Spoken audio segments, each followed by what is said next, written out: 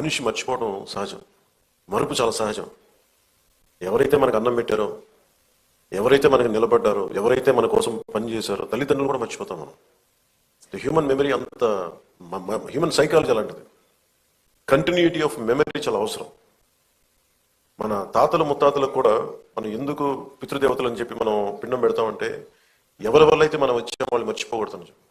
అలాంటిది ఇన్ని కోట్లాది మందికి ఈ రోజున నాలాంటి వాడు కూడా రాష్ట్రానికి ఈ స్థాయిలో మీరందరూ పెట్టగలిగారంటే దానికి ఉనికినిచ్చిన వాడు.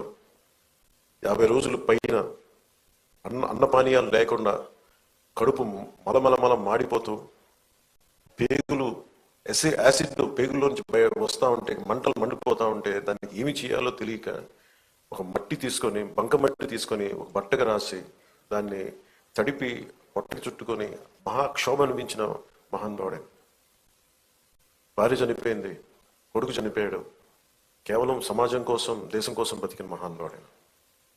ఆయన వేదన ఇవన్నీ ఎప్పుడు